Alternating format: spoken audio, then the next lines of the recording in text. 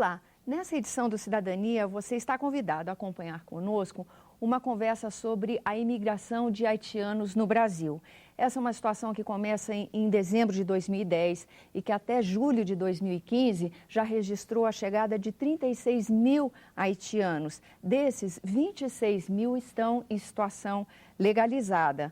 Mas essa vinda, esse movimento migratório fez do Acre o maior campo de refugiados da América Latina. É uma situação desafiadora que tem sido objeto de reflexão aqui no Senado Federal. Aliás, recentemente foi realizada na Comissão de Direitos Humanos uma audiência pública para debater o assunto. E é a partir dessa audiência pública que a gente faz a cidadania. Conversam conosco aqui o senador João Capiberibe, ele que é senador e é vice-presidente da Comissão de Direitos Humanos, e também o Fedu Bacur, que é um representante da União Social de Imigrantes Haitianos. Eu queria agradecer a presença de vocês aqui no nosso programa e vou começar com o nosso convidado, que também foi convidado da audiência pública. Fedu, você podia dar assim, uma rápida explicação para quem nos acompanha do que é a situação do Haiti, quais são os desafios, porque a gente sabe que a vinda para o Brasil, ela é uma vinda sofrida muitas vezes, né? A ação de coiotes, há uma série de questões de fronteira que a gente está acostumado a ouvir relatos lá entre México e Estados Unidos, mas que a gente está vivendo aqui nas cercanias do Acre com a vinda dos haitianos, não é isso? E depois de 2010, em janeiro de 2010, Haiti foi atingido por um forte terremoto. E depois desse terremoto, os haitianos passam por muitas dificuldades, porque a terra estava molida e quase não tem condições para trabalhar. E o terremoto foi tão forte e tive uma pressão. E muitas pessoas não querem ficar porque foi repetido. Uhum. Por isso que depois desse ano 2010, tem muitas pessoas que querem sair do país, porque tive mais de 300 mil pessoas morreram nesse terremoto. Foi uma tragédia muito grande, tem uma força de paz brasileira atuando no seu país, né? Sim. E chegar aqui, por que o Brasil? É porque é justamente a influência da presença dessa força de paz que motiva o haitiano a vir para o Brasil? Não. Eu posso dizer não, mas em outra parte sim também. Porque tem uma propaganda, depois do terremoto, falando que o Brasil é um país de futuro, um país amigo, um país de futebol. E os haitianos gostam muito de futebol. E o Brasil tem uma torcida muito grande lá no Haiti. Entendeu? E por isso que depois desse terremoto, os haitianos escolheram para vir aqui no Brasil. Mas infelizmente tem muitos que vêm legalmente e tem muitos também que sofreram de coiote. Entendeu? Deixaram o Haiti, passam para Panamá, chegar até o Equador, de Equador até Peru, entendeu? E chegaram na mata da fronteira, e sofrendo de muitos saqueados, sofrendo muito de roubos, de muitas coisas, e chegaram no Acre sem quase nada, entendeu? Não tem condições para o destino final. É por isso que hoje o Acre está sofrendo muito da presença dessas pessoas. E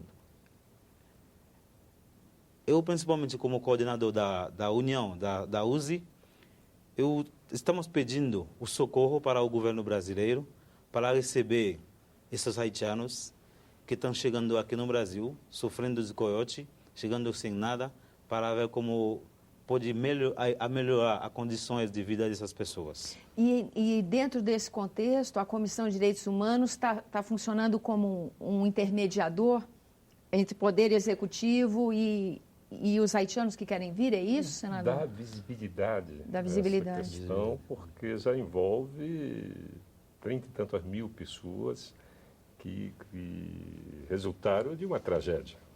O caso do Haiti é conhecido dos brasileiros.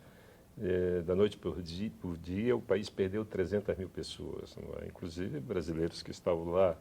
Não é?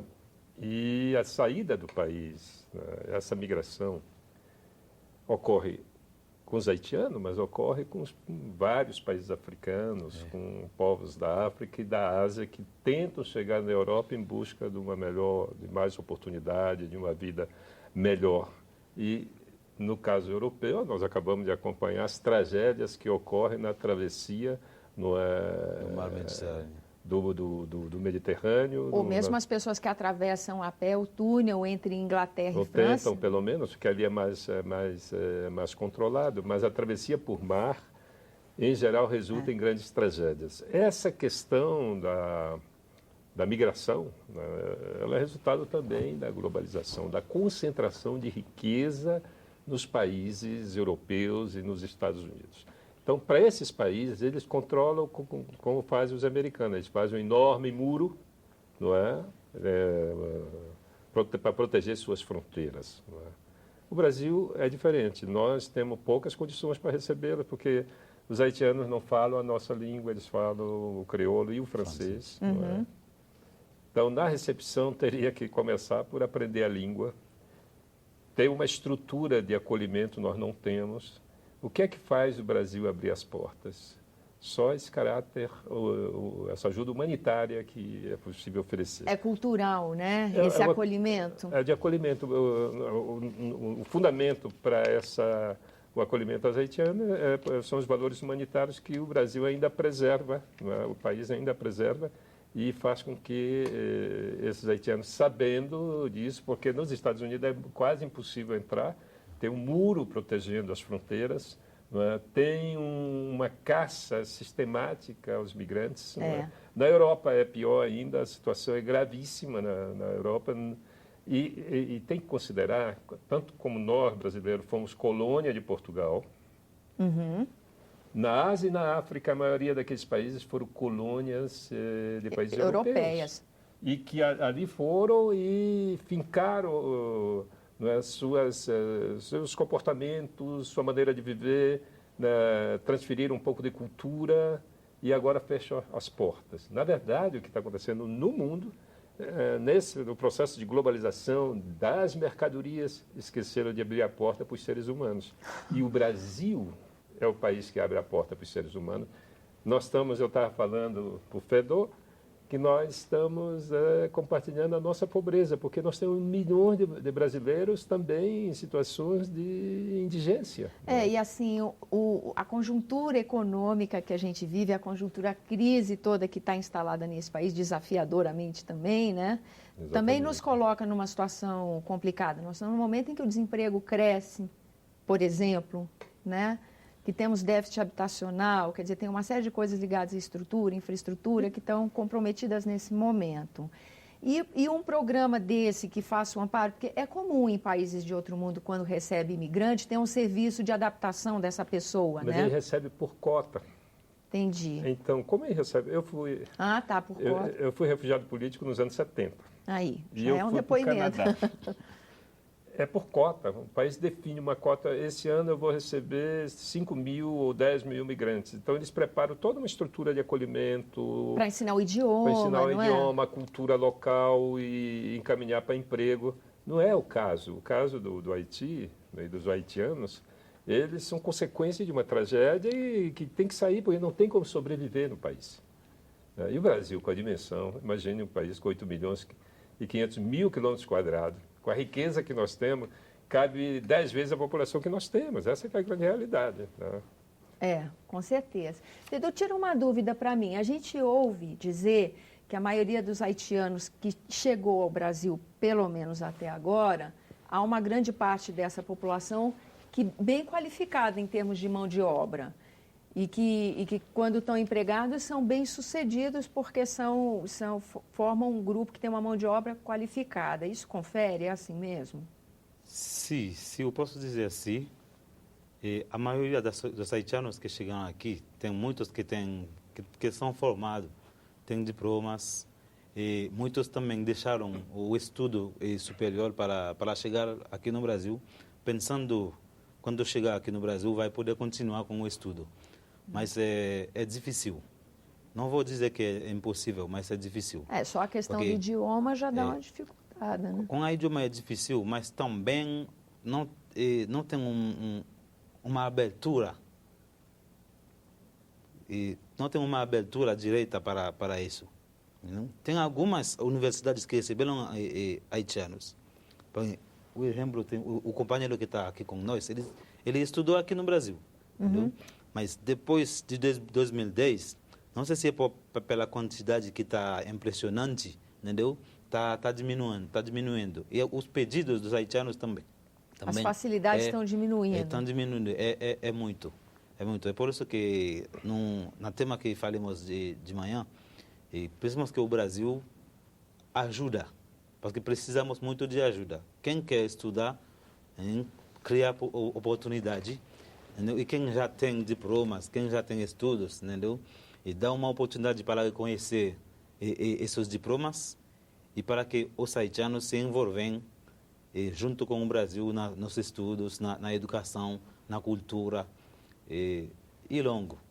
Na audiência pública realizada na Comissão de Direitos Humanos, teve representantes do Itamaraty e do Ministério da Justiça? Sim, sim. E qual é o que aconteceu? Qual seria o balanço dessa reunião, senador? Olha, além desse caráter da recepção humanitária, o Brasil precisa organizar um pouco melhor a recepção, né, para poder integrar os haitianos à realidade da sociedade brasileira. E isso seria uma atribuição do Poder Executivo? Do Poder Executivo. Nós vamos encaminhar alguns documentos, não é, solicitando uma ação mais eficaz, até porque eles entraram por uma região de extrema pobreza, que é pelo Acre. E eu já ouvi o senador Jorge Viana, os senadores do Acre, falando, né, que eles ficaram muito isolados, muito solitários nessa recepção aos haitianos e tiveram enorme dificuldade. Imagine o que significa, numa população pequena, o Acre tem 700 mil habitantes no máximo, de repente receber 10, 15 mil pessoas. É verdade, é uma tensão muito grande. É algo extraordinário. Então, o governo brasileiro, já que recebe por questões humanitárias, precisa dar um passo adiante. Não só dos que já estão aqui, porque nós temos que pensar o seguinte: os que estão aqui vão trazer os que ficaram, porque são parentes. Sim. Né? São irmãos, pai, mãe, filhos, netos, vão querer reunir a família do Brasil. E há uma enorme dificuldade para conseguir o visto de entrada. Então, por isso vem a intervenção dos coiotes. Não é? Os que patrocinam a viagem, não é? Eles pagam caro, eles têm que reunir dinheiro, às vezes vendem o que lhe restou da tragédia para poder conseguir chegar ao Brasil. Não é? Então, o Brasil precisa, o Itamaraty precisa, juntamente com o governo federal, não é, com os outros ministérios, criar uma possibilidade de agilizar esse processo de visto para a entrada no Brasil. Isso teria porque, que de qualquer ser... maneira, porque você... Não, mas vai vir um monte de gente, mas eles vão vir igual. E vão vir clandestinos. Sim. E muito mais sofridos. E a possibilidade... A gente estava conversando antes da gravação, eu estava falando com o diretor do programa, a gente estava conversando sobre o assunto. E ele falava, tem uma questão interessante na imigração dos haitianos, é porque se isso começa dessa forma desorganizada, gerando uma pressão, uma falta de apoio até da população brasileira, o que acontece? Começa a surgir uma tensão social, uma discriminação. Você acaba tendo mais um problema em função dessa vinda desorganizada. Você concorda com isso, Pedro? Você sente isso de alguma forma? Eu, principalmente... Às vezes eu sinto isso pelas comunidades haitianas, porque todo dia eu estou recebendo chamadas, entendeu? Pessoas que estão sofrendo desses problemas. Como é que desculpa te interromper, mas como é que essa associação começou a funcionar? Foi você que organizou? Ela funciona já há muito tempo? Como é que é? Já temos um ano. Tá. Porque em 2014, quando os haitianos estavam chegando lá no Gliceiro, na Missão Paz, ficando na rua, tive 3 de nós não podemos ficar assim, temos que ajudar, criamos uma associação para ver como podemos se envolver com os haitianos, porque quem fala a língua deles são nós. Por isso que criamos essa associação e para ajudar e pensando a melhoração das vidas deles, da chegada deles, e como tem um lugar quando eles chegam, passando pelo Acre, chegam lá no São Paulo, para não dormir na rua, para não ficar no frio, e que queremos essa associação para ver como se podemos achar algumas coisas melhor. Por isso, na audiência de manhã, o ponto primordial para nós foi abrigo, entendeu? Porque a missão Paz não tem onde ir. E como é que foi respondida essa questão? Está otimista com relação à possibilidade de ajuda das autoridades brasileiras? Como é que você avalia? Para dizer, tem ajuda, mas a chegada dos haitianos são muitos, entendeu? Que planejamento no Brasil o pedido é muitos e a disposição é pouco. Entendi. E o Brasil faz muitos anos que não recebe levas de imigrantes desse porte. É. Né? Mesmo no passado, quando recebia, a gente tem histórias, não é, da migração japonesa, da crueldade que era, da migração italiana, da migração alemã. Umas foram mais organizadas que outras, mas essa não é uma migração, digamos, ordenada. É uma debandada. Não, Isso é que precisa ser entendido. É, realmente. E nesse aspecto, senador, como é que o Senado se movimenta? Olha, o papel do Senado... Porque, como a gente disse, isso é uma ação do Executivo, não é do Legislativo. O papel nosso é dar visibilidade, trazer, né, o que está escondido, revelar para a sociedade brasileira. Eu acho que é fundamental que a sociedade brasileira entenda a importância do que nós estamos fazendo, que o Estado brasileiro... Ele não está recepcionando, não está porque ele não tem um programa para isso. O governo brasileiro não está recepcionando os haitianos. Eles estão vindo por uma extrema necessidade e as portas não se fecham porque seria uma desumanidade, uma crueldade sem tamanho. Não é? E se a gente for mesmo pegar registro do que já foi falado em plenário, mesmo pelo senador Jorge Viana, por exemplo, é um épico. Senador Petecão. Todos os senadores do É um Acre. milagre que da forma como essas pessoas chegaram, na quantidade que chegaram, nada de pior tem acontecido. Várias vezes no plenário a gente ouviu esse alerta, né, senador? É admirável o que o Acre fez. Ainda teve enchente algumas vezes nesse período de tempo, ainda teve a calamidade de cheias de rios, que também prejudicou a população já nativa do lugar, né? Eu senti várias vezes os senadores do Acre clamando ajuda do governo federal. Né? Na verdade, você sabe que nós somos uma federação em que a União está mais para padrasto do que para pai, para auxiliar os estados, né? Nesses momentos mais dramáticos que os estados vivem. Essa questão dos haitianos no Acre foi terrível. O Estado brasileiro ele não tem essa preocupação, esse entendimento da geopolítica nacional, os que tomam decisão nesse país. É uma coisa vergonhosa, não é? Infelizmente, você vê uma migração, não é? Que é uma migração espontânea, não é? Resultado de uma tragédia, e nós não nos preparamos minimamente. O que é que a reivindicação principal qual é? Não, a imigração que está acontecendo há 5 anos. Né? Há 5 anos. Qual é a reivindicação principal? Abrigo, ou seja, para não deixar as pessoas no meio da rua. Chegar em São Paulo para não dormir no chão da rodoviária. Abrigo primeiro para receber essas pessoas e a propaganda que tem lá no Haiti também. Tem que parar com essa propaganda. Pois é, mas como é essa propaganda? De que origem é? Como é que ela acontece? Aconteceu depois do terremoto mesmo. Então foi em função da Força de Paz? Provavelmente a força da Missão Paz que estão lá, bom, que a gente está chamando de Força da Missão Paz, que para mim não é, entendeu? Essa é outra questão polêmica, né? Que para mim não é.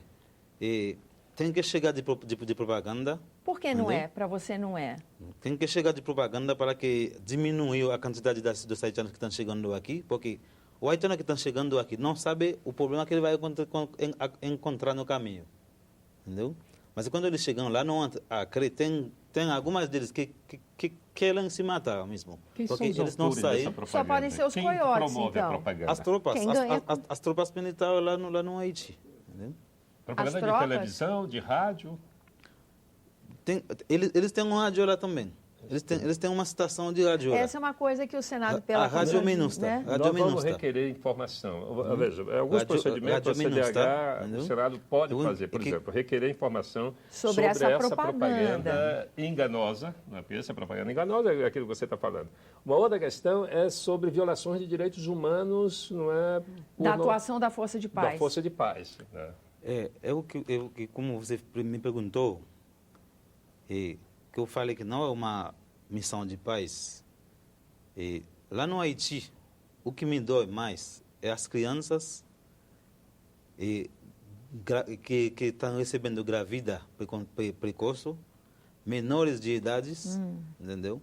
Menores de idades, e essas pessoas que fazem isso têm um papel para 3 meses ou 6, e a gravidez é 9 meses. E quando nasceu essas crianças... Esse pai já foi embora. Eles não sabem quem é o pai, entendeu? Crianças que não podem ir na escola, na miséria, vai colocar uma criança para ela de novo. São crianças cuidando de uma criança. Sim. Entendeu? Esse é outro aspecto. Aqui no Brasil mesmo, a gente muitas vezes tem pouca notícia do que é o trabalho dessa Força de Paz, quanto tempo ela ainda fica. A gente, na verdade, sabe muito pouco, né, senador?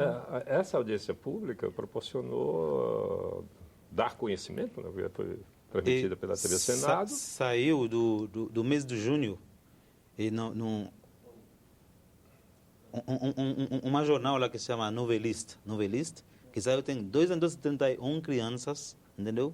Nossa. Que recebeu violência das tropas do militar. Isso tem mesmo que ser apurado, né? E depois você vê o seguinte, né? O Estado brasileiro é o Estado que se fundamenta na violência contra o seu próprio povo. Agora você imagina uma representação do Exército Brasileiro num país estrangeiro, o comportamento deve ser. Se a violência aqui, não é, das forças de segurança é cotidiana, nós brasileiros morremos de medo da nossa polícia. É o que diz uma pesquisa recente, né? 80% dos brasileiros hoje têm medo de ser assassinados. Agora, você imagina o Exército Brasileiro que tem esse histórico, não é? Atuando de violência, numa situação caótica, né? De participação em tortura.